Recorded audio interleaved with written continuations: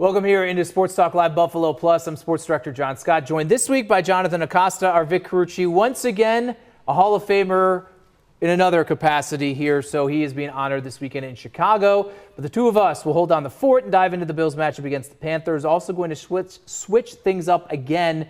We need to talk to Sabres. Didn't have them on the Monday show, so Paul Hamilton in the house is they're winning some hockey games here, and they have some decisions to make in net. But first, let's start with the state of injuries here. A few days back from the bye week here, and we will get a look at things.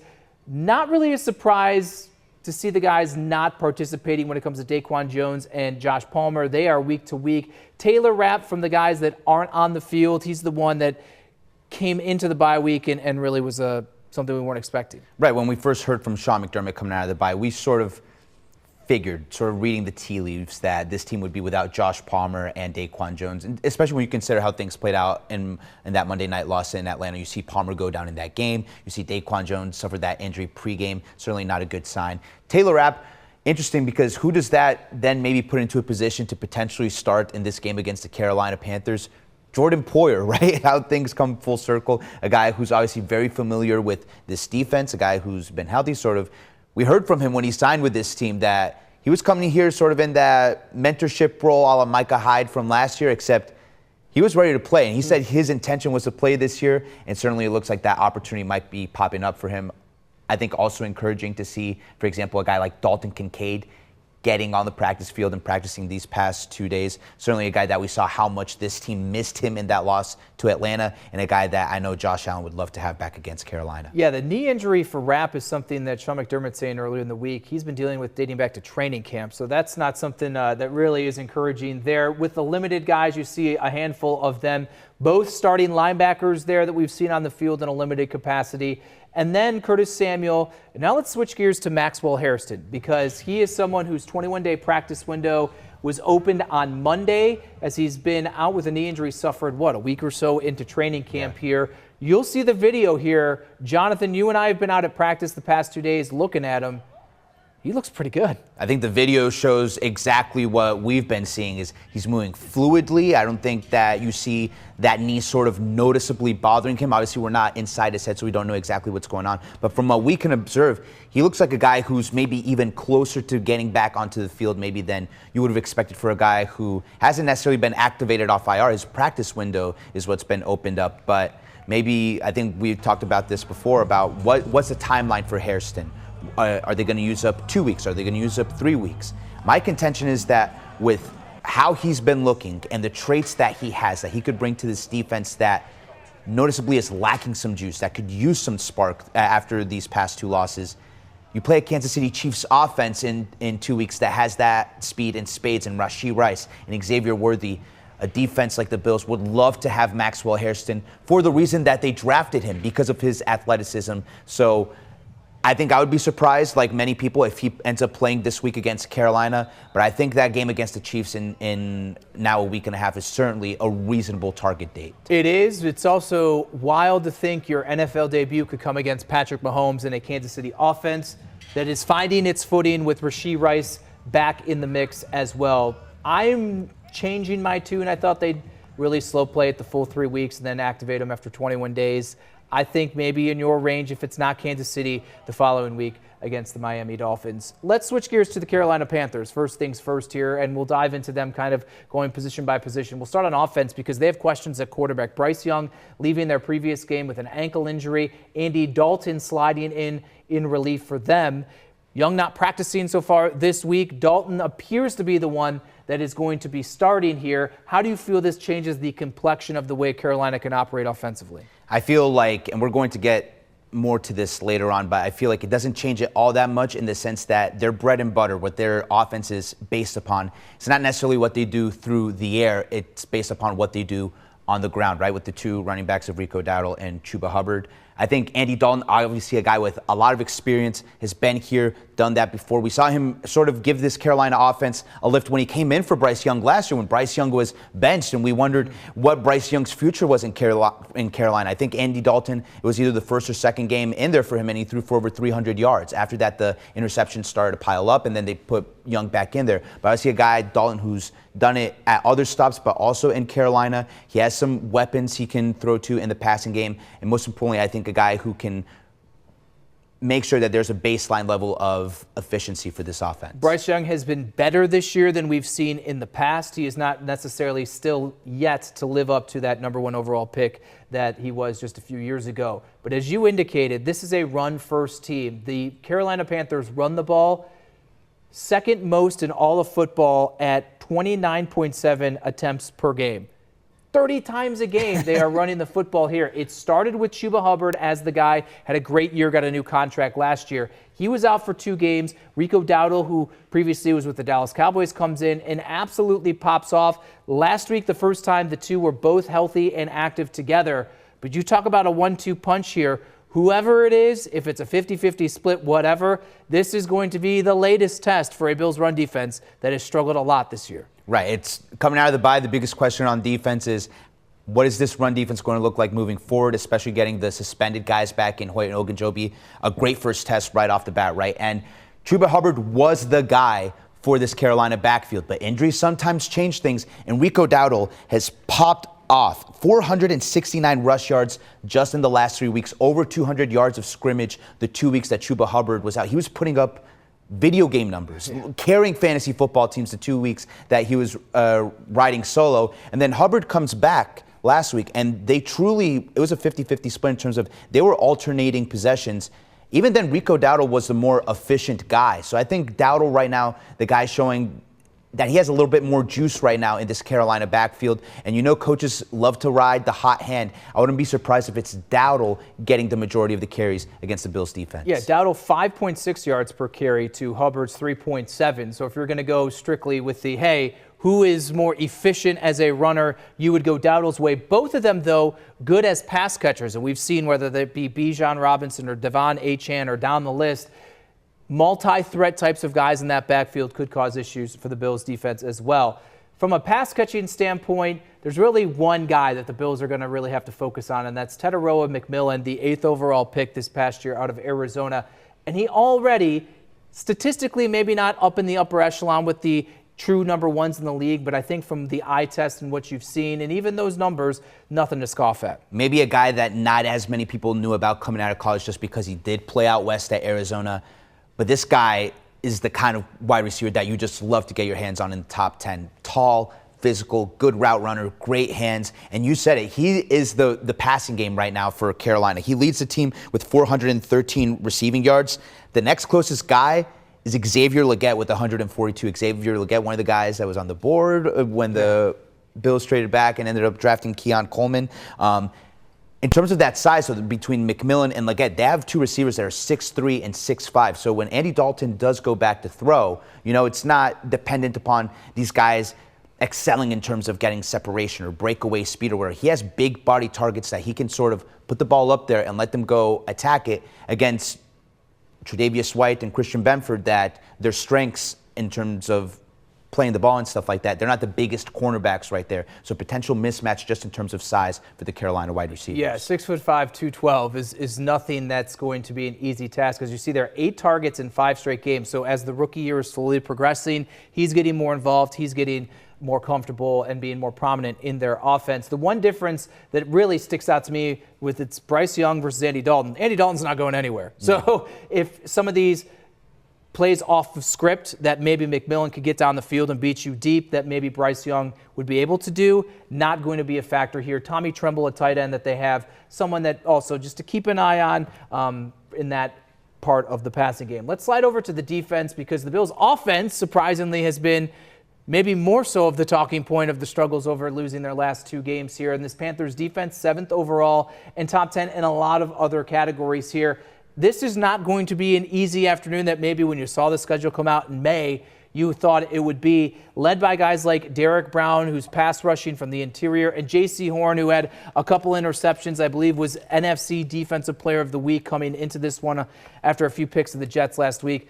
They got it on different levels here, and the Bills, regardless of whether they're trying to establish the run again or get Josh Allen and everybody eats rolling again, it's not going to be easy. Right, Panthers defense that is top 10, as you see right there, both against the run and the pass. And you talk about common opponents, right? We saw how the Bills struggled against that Atlanta offense with Drake London and Bijan Robinson.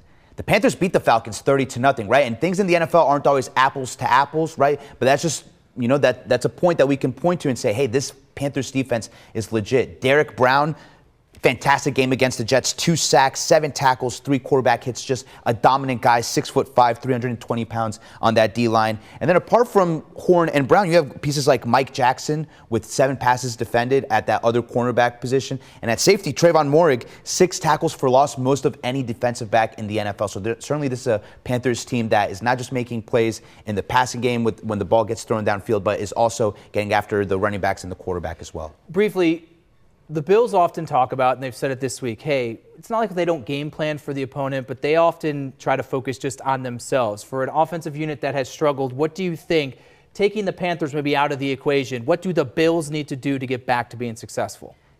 Condensing what everybody eats is to getting the ball into the hands of their playmakers. I think we've talked a lot about the James Cook usage, right? He needs to be getting the ball more, not just running the ball, but getting passes, getting targets in the pass game. Only 1 target in the 2 losses for James Cook. And then if you get Dalton Kincaid back, I think he's been the guy when the pass game is at its most efficient level. It's been him getting the ball, maybe with some sprinkles of Khalil Shakir. And then Keon Coleman just making 1 or 2 plays downfield to really change the dynamic for this offense. And just don't make mistakes. Penalties and turnovers. Those are the things that have kind of been a bugaboo in these last 2 losses. Frankly, they had a lot of penalties before that, but the turnovers have now crept in to add to injury here. Now, time to switch gears, and we're going to turn our attention to the Sabres. Winning ways are back, and so too, that 3-man goalie situation. Paul Hamilton in the house to dive into it next here on Sports Talk Live Buffalo Plus.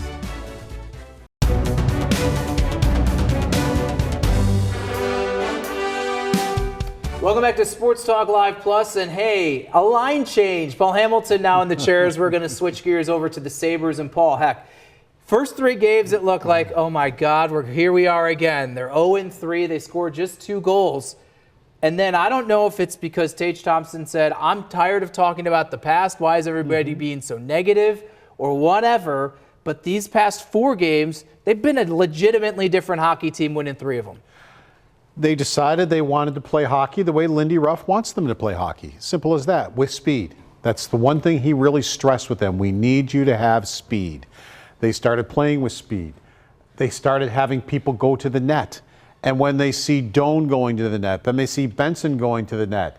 And now maybe one guy from each line decides, okay, maybe I should go to the net. And then all of a sudden some of the other forwards go, well, it's working for them. They're scoring goals. Maybe I should go there too, and I'll score some goals. Then you've got most of your forwards going to the net. Even in that first period in Montreal where they didn't play all that well, when they did get into the offensive zone, they still had people around the net. They just weren't in all that often in the first period. So that didn't change for them.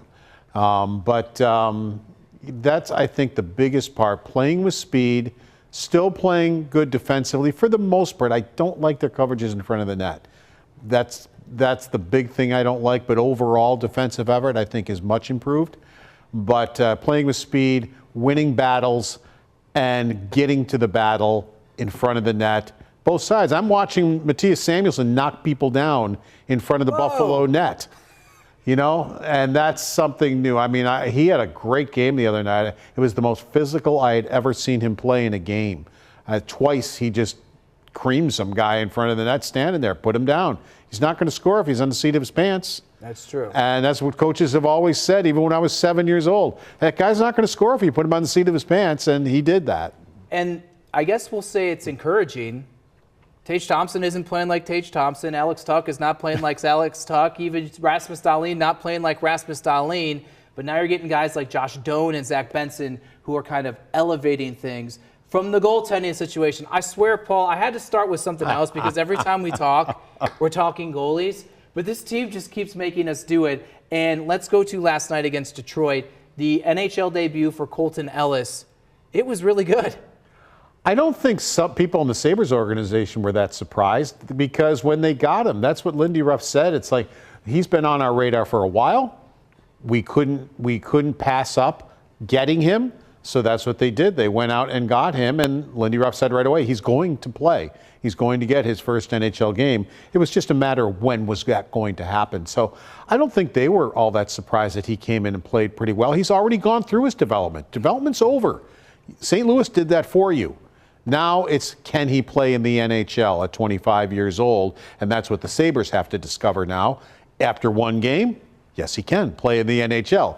But it's only been one game. It's only been one game, but now there are more complications because Alex Lyon, a .924 save percentage through 6 games. I think we can agree he's been good. And you forecasted this, Paul. I'll give you your props because you said, hey, Alex Lyon is going to have an opportunity to grab the #1 job. I think that he should remain having that spot. But Ukko-Pekka Luukkonen, he went down last night, had 21 or 22 of he only missed 2 shots, he allowed 2 goals in Rochester, and is recalled to the Sabres today. So once again, here we are with this team with 3 goalies. How in the world do you think that this is going to work out? I will be shocked if they waive Ellis, because I would guarantee you St. Louis would take him back. They want him as their #3 goalie. If they take him back, he's theirs. Then that's it. Buffalo can't take it. They can send him to the minors. So I don't see that happening with what Buffalo said when they acquired him. So I see, all right, a couple of things could be happening here. 3 goaltenders, or Luukkonen will go back to Rochester. He might be here for practice, or will go back to Rochester. Or they were satisfied with what they saw in that one game, and he'll be in goal in Toronto on Saturday.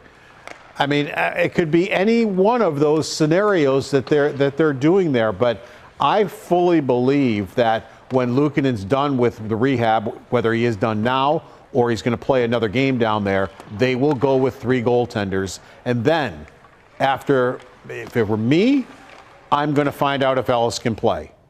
And then after a month or whatever it is, if he can play and he's for real, now I'm either going to waive Ukko-Pekka Luukkonen. He's going to be the guy on waivers. Quite honestly, I don't think anybody would take him because of his injuries, because of the consistency. And I don't think his contract is high for goaltenders, but it's high for him. And so I think with those, I don't think anybody would claim him, or I would try to trade him first. And if I couldn't, What could they get for him? I don't think that would work. That's why I'm talking about waiving, because I would try, but I'm not sure that would work. The only way that would work. Would you take anything, Paul? Would you take like a 5th-round pick or whatever? I mean, is there anything? Yeah, I mean, because the only way I think somebody would trade for him is if they have 3 goaltenders hurt and they got to have a goalie. And then I could see somebody trading for him. But there is potential still maybe there if he ever gets back to where he was 2 years ago. And he's never had the opportunity this year to do that yet. Maybe he could do that. But I would still, if you feel that much, and if you feel that good about Ellis, who, if you look at his minor league numbers, are better than Luukkonen's when Luukkonen was doing it. If you went out and got him and you feel that strongly about him, I think you got to give him a chance. And if he takes advantage of that chance, then I think, all right, the time, you still have Levi down there. The time has come then to maybe waive him or trade him, whichever may work for you. It's content forever, Paul. I promise next time we talk, I'm going to try not to talk about goalies unless I put Luukkonen out there instead of Lyon, instead of Ellis, more times than not, and he ascends into the #1, and then they start losing games. It's a really interesting situation that the Ellis going on waivers, they couldn't have forecasted, but the UPL deal is, I think, really where this has put them in a corner in a bit. But you say, heck, if they can get out of it with waivers, we'll see. We'll see, Paul. Injuries have hurt him. Double hip surgery, 2 injuries already this year, and they've hurt him throughout his career. Okay, we will see. All right, Paul Hamilton here. We'll try to get him back on the regular show on Monday nights to talk Sabres next week. We're going to finish up the show, bringing Jonathan back, and once again look at the AFC East and the AFC as a whole. You're watching Sports Talk Live Plus here on WGRZ Plus.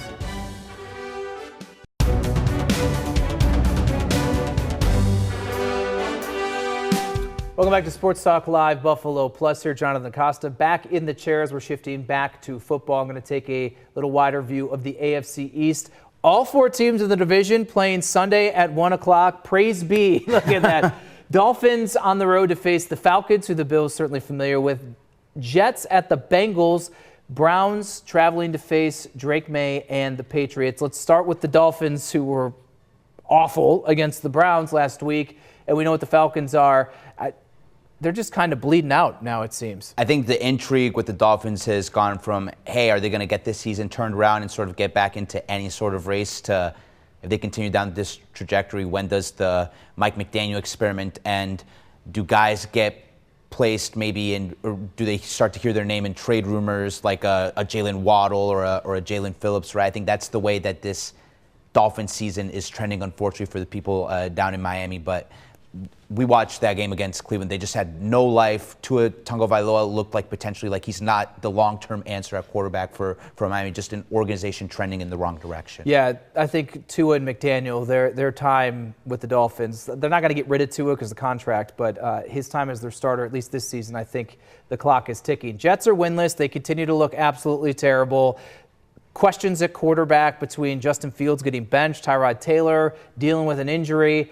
The Bengals with Joe Flacco looked a heck of a lot better there. So I think anything but the Jets going to 0-8 would be a surprise. And the Browns and the Patriots, so much love for New England right now. Drake May's playing this. But the Browns, they have proven time and again, even in defeats, that defensively they can really give some offenses some trouble. And this is one of the games where if you're a good team like the Patriots, they're 5-2. If you're a good team, this is a game that you should win, right? And Patriots teams in the past, not so great, have lost to teams in this exact sort of situation. A team with a good defense comes into Gillette Stadium and knocks them down. I'm interested to see, can Drake May continue his level of play now against teams that haven't been that good? Can he do it against the Browns defense that is really good in Foxborough? Yeah, they can produce some pressure. They got some guys, Tyson Campbell, the new defensive back over there. So they have some weapons that have, like with the Green Bay Packers, for instance, given fits to some good offenses. Let's zoom out a little farther to the AFC standings as a whole. You see the Bills'